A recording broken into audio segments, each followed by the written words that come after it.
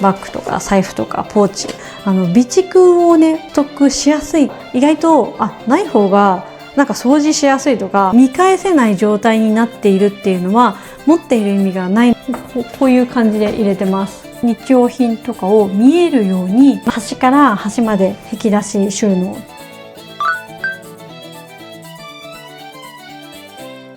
我が家のルームツアーを撮影していきたいと思います。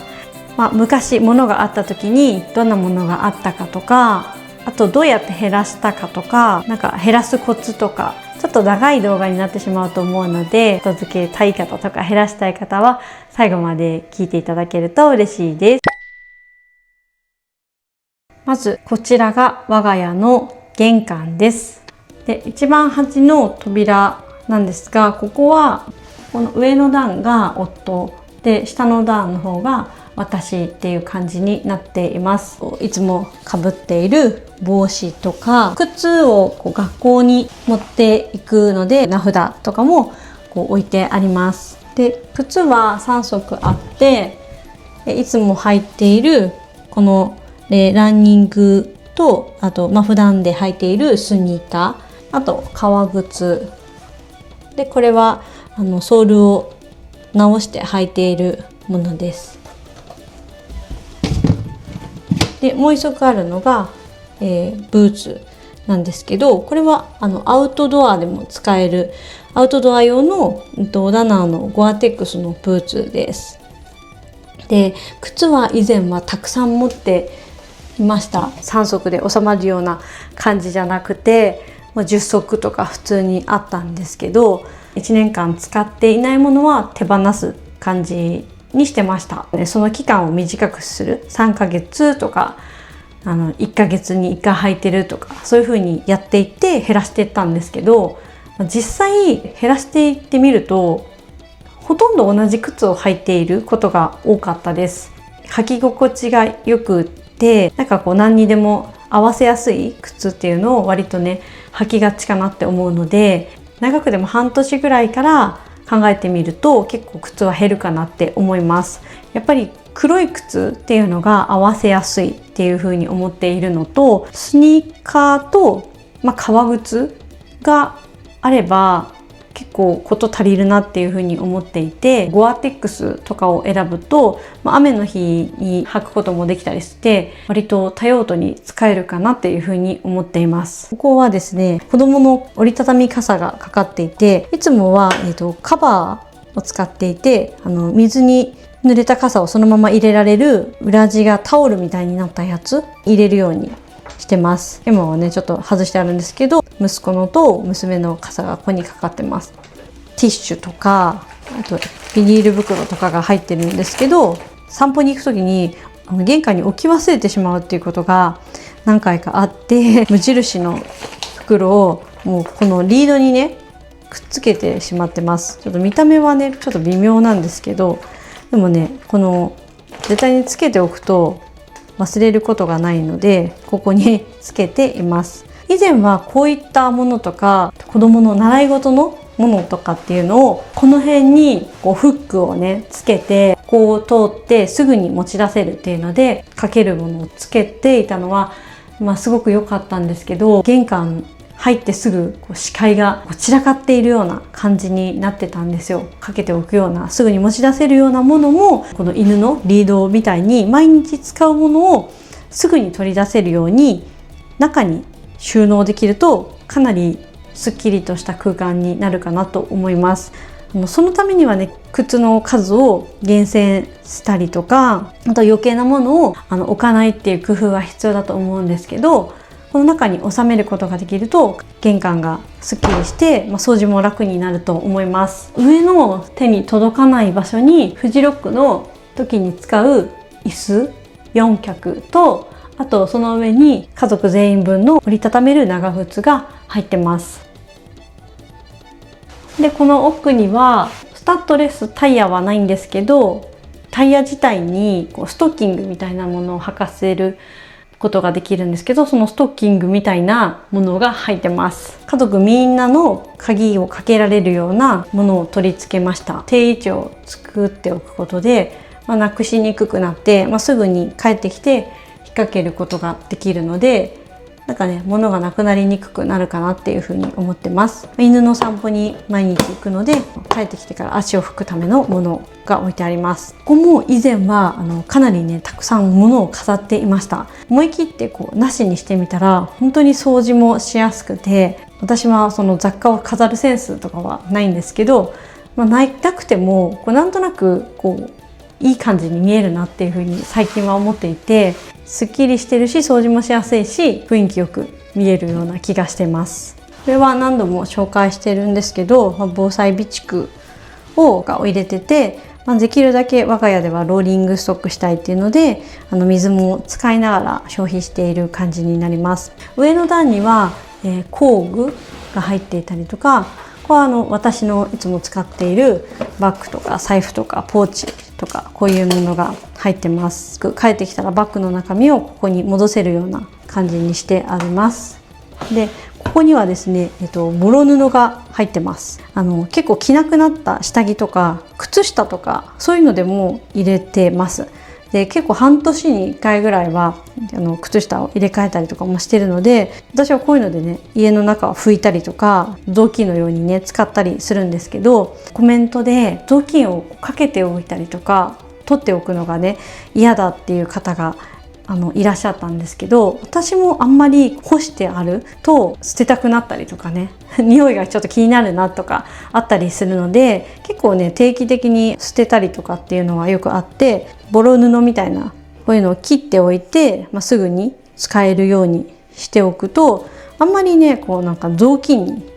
こだわらなくてもいいかなっていうふうに思います。あとタオルを入れ替えるタイミングとかで取っておいて掃除に使ったりっていう感じにしてます。あとここには、ティッシュ、ポケットティッシュだったりマスクだったりカイロだったりっていうのが入っていて、でここには家族全員の手袋が入っています。玄関先に靴以外のものを入れられるスペースを作ることができると、備蓄をねストックしやすいっていうのはすごい感じてます。車の中で過ごすってなった時でも割とすぐにね出しやすいっていうのと、やっぱりまとめて置いておくことですぐにね使えるっていう状況にしやすいと思うので、玄関にその靴以外のスペースを作れるっていうのはメリットがたくさんあるなっていうふうに感じてます。で、こちらがリビングです。無印良品のソファーがあって、ラグがあって、ここにテレビがあったっていう状態なんですけど、ここにテレビアンテナの配線があったり、コンセント差し込み口があったりっていうので、テレビを置く場所っていうのが限られていて、電源のねタップを使って、場所をね移動するみたいなことをしていました。このポップインアラジン取り入れることで、そういった配線問題っていうのがもう解決したんですよ。で、床にラグとかをね引いていった時もあって、私が使ってたのがキリムっていうもので、普通に洗濯ができないものだったのでクリーニングに出す必要があって、やっぱクリーニングに出すとね結構な金額がかかっていたんですよね。手放してよかったなって今は思ってます。で、よくコメントでテレビとかソファーとか手放す時に家族はどんな反応でしたかとか聞かれることが多いんですけど、やっぱり家族の居心地の良さっていうのはやっぱ一番私は大事だなっていうふうに思うので、なんか無理してソファーを手放したりとかテレビをね手放す必要っていうのはないかなっていうふうに思ってます。もともと飼っていたワンちゃんがソファーの上で亡くなってしまって、でその時にソファーが汚れてしまって洗ったりとか洗濯したんだけど、やっぱりなんかみんな思い出が残っているみたいな状態になっていて、でソファーをね買い替えたいなっていうタイミングがあったんですけど、その時に買わないでみるない状態っていうのをそれを味わってみると、意外といらないかもね、なくてもいいかもねみたいな感じになるかもしれないです。で、このシェードはイサム・ノグチの明かりです。 45A っていうのかなの大きさのものをつけてます。雑貨とかをあんまり飾らないようにしているんですけど、その代わりこういうシェードだったりとか時計だったりとかダイニングチェアだったりとか必ず使うものっていうところはなんか本当に好きなものとか好きな雰囲気のものを選ぶようにしてます。なんかこういう風に前はできていなかったんですよ。なんとなく安くて買ったものとかもつけていて、今はちょっと高くても気に入ったものをなるべく使うようにすることで、なんか他の雑貨をわざわざね飾らなくてもいいかなっていうふうに思えるようになりました。このハナロロのソファーはこのカバーがうちはこの犬がいたりとか家族とかがいてみんな汚してしまったりとかしてもすぐに掃除ができて拭き取ることができるのですごいいいなって思っているのと、いろんなところに、移動しながら使えるので、2つ並べてこの上で寝っ転がったりしてます。ここは、押し入れですね。もともと扉がついていました。この押し入れ扉もあった頃って中がぐちゃぐちゃだったんですよ。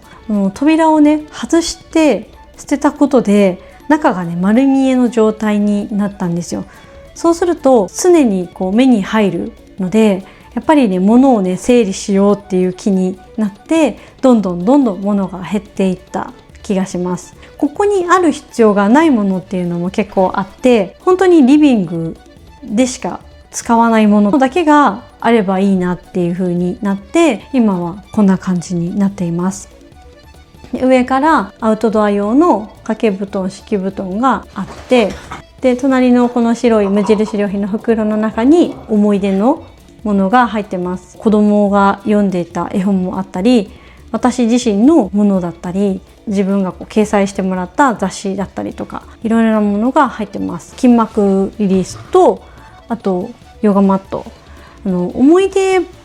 のものとかも結構コメントでなかなか手放せませんっていう風なコメントをいただいたりするんですけど、私は思い出のものを結構たくさん持っている方で、減らせないことは全然悪いことではないと思うんですけど、思い出のものを見返せない状態になっているっていうのは持っている意味がないのと一緒かなっていうふうに思っているので、この中に入るだけっていうふうに、なんかこういう袋とかを棚に置くだけとかっていう場所を決めて、家の中を片付けてる時に使っているもの、使ってないものと、使ってないけどどうしても思い出のものとして取っておきたいものっていうのをまとめておく場所とか袋とかを用意しておくのがいいんじゃないかなっていうふうに思ってます。何でもかんでも使ってたものっていうのを残すのではなくて、思い出が蘇るようなお手紙だったりとかっていうのを残すのがいいかなっていうふうに思います。ここには写真とか結構しっかりあります。子育てをしていた頃ってスマホとかではなくてデジカメで写真を撮るっていう感じだったので、現像してアルバムに入れたものが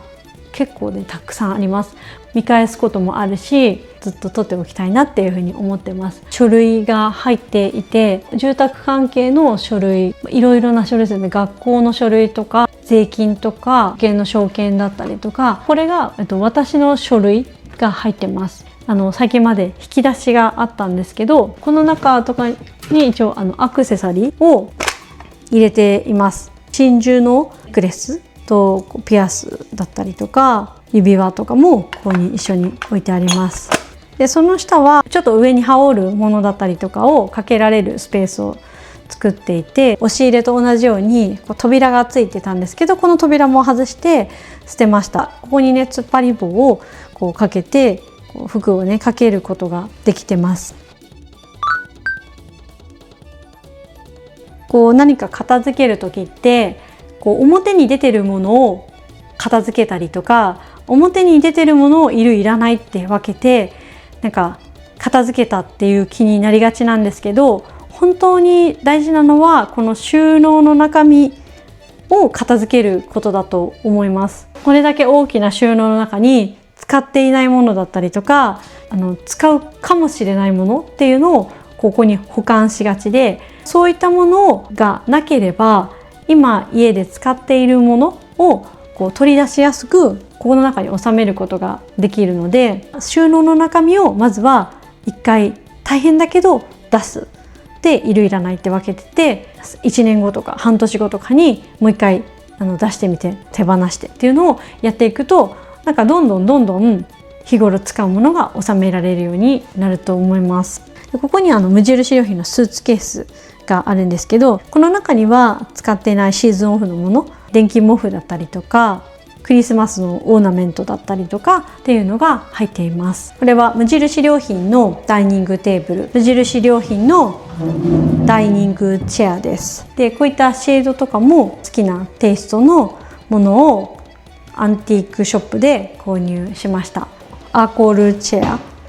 なんですけど、これもアンティークので2脚持ってます。18年とか経つんですけど、なんかアンティークなのにね、全然壊れる感じもなく、まだまだ使えるような感じです。で高いなって思っても結果的に長くね使えるものが多いんじゃないかな。毎日目にするものだし、こういうものはちょっと気に入ったものをね揃えたいなっていうふうに思っています。一応パソコンとかできるようなスペースとして作ってもらったんですけど、ここでスマホだったりとか、ここのところにAirPods を充電してこの AirPods 置いておくとか、しまえる場所っていうのを近くになるべく作るようにしてます。向こうに書類ボックス置いてるんですけど、今進行中みたいなものはちょっとここに置いてあったりします。ノートをいちいちしまっちゃうと今度書かなくなっちゃったりするので、ここのすぐにしまえる場所に置いています。文房具とかもここに入れてて、家で使ってる文房具っていうのをこの中にまとめてペンとかと一緒に入れるようにしました。こういう感じで入れてます。で台のところには図書館でね借りた本とかを一時置きしている感じになります。でここのスペースも以前はいろいろ置いてました。引き出しを置いてみたりとか、書類を管理するためになんか書類トレイみたいなのを置いてみたり、ファイルボックスをいくつも並べて書類をここに置いてみたりっていう風にしてたんですけど、ここに置いておく必要がない書類っていうのが結構多かったですね。こういう出てるオープンなスペースには収納を置くのではなくて、なるべくやっぱ備え付けの収納の中に収めるっていうことを意識して物を減らしました。キッチンです。ここはシンク下で、ここにはキッチン泡スプレー掃除のものがかかってて、包丁は2個あります。洗えるペーパータオルと、あとは、お弁当箱とか水筒とかタッパーとかが入っているボックスと、あとこれはトレイですね。いつもご飯を作った時にはこのトレイの上に全部セットしてカウンターに並べて置いてます。で最近そのペーパータオルのことでもコメントをいただいてたんですけど、このペーパータオルはいつもその台拭き1枚と皿拭き1枚っていうのを使っているっていう状態で、ペーパーが1枚ここにかかってます。これ皿拭いてびしょびしょになっちゃったりとかしたら、またここにぶら下げておいて、乾いたらそのまま使ったり、なんかちょっと汚れちゃってるなって思ったら割とすぐ台拭きにします。台拭きとして使いながらキッチン周りの掃除とかもしてしまうので、結構すぐ汚れるんですよ。そういう場合は本当に掃除に使って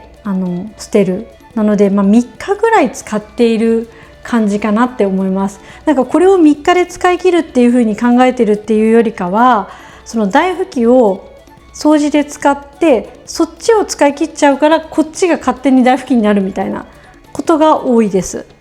とこの引き出しにはお菓子が入ってます。こういう100円ショップでね買ったやつとかあるんですけど、でお菓子のその焼くための例えばクッキーの型とか、そういうのもね全部やめまして、今100円ショップとかでこういうのね使い捨てのものが売ってたりとかするので、こういうのを使ったり、あと牛乳パックでアルミホイルを引いてなんか焼いたりとかしてます。なんか型持ってた時は意外と全然使ってなくて、でも逆にこういうものがあるとこれをなんか早く使い切っちゃいたくて、なんか作ろうかなって思って焼いたりするっていうことの方が増えました。でここもカトラリー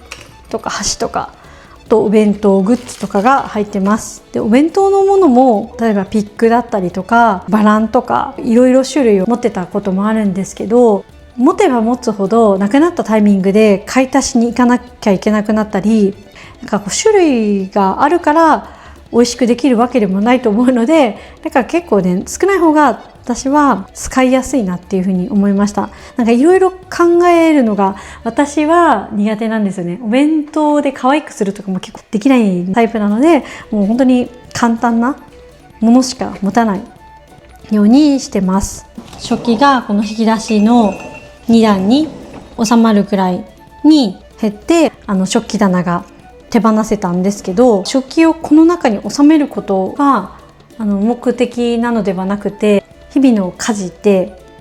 結構大変じゃないですか。物はいっぱいあればあるほどすごい家事がしづらくて、器もたくさん持ってたんですよ。重ならないものを減らしたりとか、なんかあんまり使わない四角いお皿を減らしたりとか、あとこう豆皿みたいなものってあんまりうまく使えてなくて、そういったものをもう手放していって、割とこうシンプルなものに統一していった結果、なんか使っている器ばっかりになっていったんですよ。でここが、乾物だったりコーヒーだったり缶詰とか今使っているものっていうのを置いています。フレッシュロックっていうものなんですけど、これをねここにテプラを貼って、でこれをいくつもね並べていた時もあったんですけど、そうするとねかなり場所を圧迫していて、たまにしか使わないものとかはもう袋で持つっていう風にしたら、もうかなりね場所を圧迫しなくなったんですよ。砂糖とこのコーヒー、1日2回とか使うものは、出し入れしやすいように入れてるんですけど、で袋にすると本当にね場所を取らないので、わざわざ詰め替えたりとかしないようにしてます。犬のご飯とあとプロテインとかを詰め替えていたんですけど、詰め替えしなくていい大きさに逆に変えてで置くようにしました。でボックスもね結構劣化して古くなってたので、袋のまま使って、でもうなくなったら捨てて新しいものを置くみたいな感じにしてます。ボールザルに関してはもうほぼ毎日のように使うし、これはパスタ用の鍋、なんか豚汁とかスープとか大量に作って冷蔵庫にそのままストックするっていうのができたりとか、ちっちゃいマルチポットとかも、毎日ねお味噌汁とかスープとか作るのにも使える鉄のフライパンがあるんですけど、いくつもあると洗い物をね増やしちゃったりとかするんですけど、もう1個しかないってなるともう洗って使うっていう風になるので、メンテナンスもちゃんとするようになるし、あとまめにね洗って片付けるっていうことがねできるようになりました。オーブンレンジと炊飯器をここに置いてます。で無印良品の平台車を2個ね連結して乗せられるようにしました。でこれも使いにくいなとか腰が痛いなとか、なんかそういうのがあったり、家族が使いにくいとかそういうのがあったら、変えることもねしようと思ってるんですけど、今は問題なく使えてます。次は階段下収納です。日頃使っている日用品のストックとかを結構入れてて、で上の段には生理用品、ひげ剃り用のジェル、髪の毛をセットするものが歯ブラシのストック、あと掃除用のウェーブのストック、洗濯用洗剤、シャンプー、トリートメントとかそういうのを置いてて、ティッシュとかでも今トイレットペーパーがちょっとねなくなってしまってるんですけど、そういうものを収納してます。なるべく見えるように置くようにしていて、パッと見てどれぐらいあるかっていうのがすぐに見えるっていうのはすごい大事だなっていうふうに思ってます。この奥はかなりねちょっとごちゃごちゃしてるんですけど、この袋は手放そうかなって思っているものとか、あとはなんかユニクロに持っていくもう着なくなった服とかそういうのを一回ここにまとめて置いておくボックスです。そのメルカリに使う梱包のものとかが袋に入ってたりとかで、この奥に、トイレットペーパーと簡易トイレティッシュが置いてあります。これは備蓄として使わないようにしているものです。私が使っているバッグと、あとトポロジーの紐をかけてて、で、すぐ出かける時に準備しやすいようにここに置いてます。クローゼットでもいいんですけど、クローゼットだとね2階になってるので、さっと出せるようにここにかけてます。私のものと夫のものがここにかかっています。洗濯機の置き場と洗剤とか洗濯ネットとかが置いてある場所です。ここに洗濯ネットが入ってて、ここに粉洗剤、あとこれが過炭酸ナトリウム柔軟剤、体重計ですね。でここは私の、パジャマと夫のパジャマを入れているボックス。この隣にあるのはアイロンです。アイロンのマットと毛玉クリーナーがこの中に入ってます。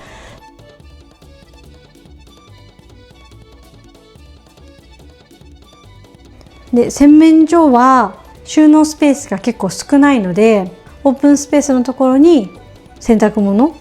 とかを入れたりとか、洗い終えたものとかを置くようなカゴを置いています。洗面所は結構物がうちは多くて、で鏡裏のスペースにも人ごとにボックスを用意して、その中に入るだけっていう風にしていて、はみ出るようなら部屋に持って行ってねっていう感じにしています。家族がいたりね、年頃のお子さんがいると結構物増えがちだと思うんですけど、私が気をつけているのは自分のものは減らすっていうところで、自分のコスメとかを、いろんな種類を持ったりせずに、いろんなカラーを持つとかをあんまりせずに、なるべく1種類を持つみたいな感じにして、コスメを減らしたり、スキンケアもなるべく減らして、みんなで兼用できるようなものを使うっていうのをするようにしてます。こういう自分のものはこの中に入る分量とか、あとスキンケアはこれと、あとみんなが使っているオールインワンだけで済むようにする、減らすっていうことをちょっと意識してやってます。毎日使うようなものっていうのを出しているんですけど、ハンドソープ、歯磨き粉と、あと頭のマッサージをするようなものと、糸ようじと綿棒、日焼け止め、これがオールインワンジェル、ティッシュと時計っていう感じになってるんですけど、出てるものはシンプルなパッケージのものを選んだり、ラベルを剥がしたりっていうことをしています。パッケージをシンプルなものにするだけで結構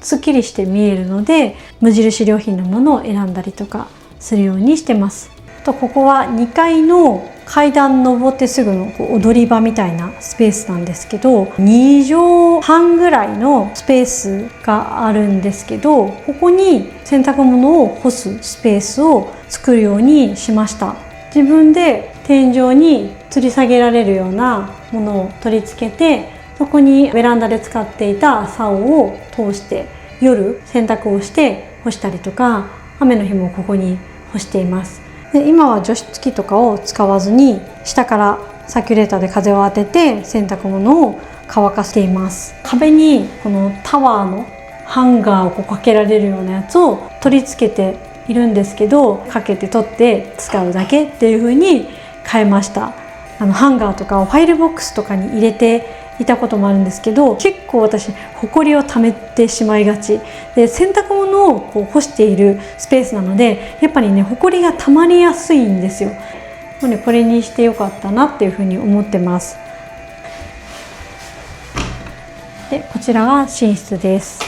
で寝室はベッドと私が作業するデスクがあります。レースカーテンは捨てています。大掃除のたびに結構な枚数になるんですよ。1つの窓につき2枚のレースカーテンがあるので、わからなくならないように気をつけながらね選択しないといけないということもあって捨てています。こんな風に日中は丸見えの状態にしていますが、特に問題なくここで作業をしています。こちらは子供が使っていた無印良品のデスクです。まだね使えそうだっていうので、私がちょっと作業台として使ってます。なんか気に入ったものとかがあればなんか変えようかなと思ったりはするんですけど、とりあえずねこれで十分かなと思って使っていて、で椅子はキビチェアっていう北欧のデザイナー家具使ってます。すぐ隣にあるのが、ウォークインクローゼットです。こちら側が、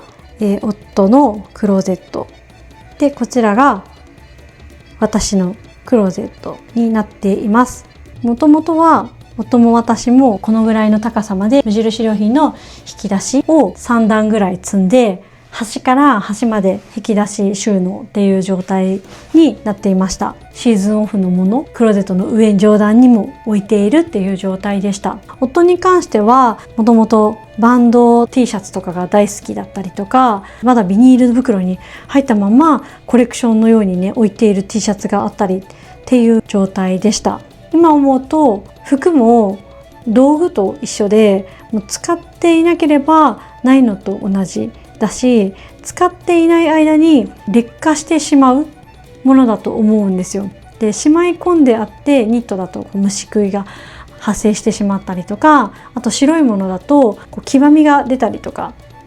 することもあって、なんかね実際に子育てが終わったら着ようって思ったものとかっていうのは取っておいたとしても結局ね着なかったんですよ。いつか着るかもって思って取っている服っていうのは、私の場合は結局着ないで手放したものが多かったです。どうしたら自分に似合うものが分かるかとか、買い物の失敗が減るかっていうのは、減らしてみて気づくこと、考えたりとか調べたりするよりも手放していくことの方が見つけやすいと思います。持っているうちは全部自分に似合うかもって買い揃えたものなので実際気づかないんですけど、手放して買い物に自分は失敗してしまったんだっていうことにちゃんと向き合って、じゃあなんで失敗しちゃったのかなって考える、何度もやっていく、繰り返していくと自分に本当に似合うものだったりとか、自分が本当に求めているものっていうのを見つけられるようになった気がします。私の場合だとなんかどんなにやっぱおしゃれだと思っても動きにくい服って本当に着なくなることが多くて、すごい綺麗に着込んでヒールを履いてみたいなっていうよりかは、もうスニーカーでフットワーク軽く動けるみたいな服装の方が私は好きなんだなっていうことに気づいて、なんか軽いものだったりとか長いスカートとかはもう持ってても着る機会が本当に少ないなとか、そういうことに気づけるようになって、もうそういうものはどんなに欲しいなって思っても買わないっていう風に選択することができるようになりました、ね。かなり長い動画になりましたがいかがだったでしょうか。今回は一応ルームツアーっていう形でしたが、ちょっとね分かりにくいところだったりとかあったかもしれないので、もしそういったところがあればまたねコメントいただければなと思います。また動画の感想もコメントとかをいただけると嬉しいです。この動画が役に立ったらグッドボタンやチャンネル登録をしていただけるともっと嬉しいです。最後までご視聴いただきありがとうございました。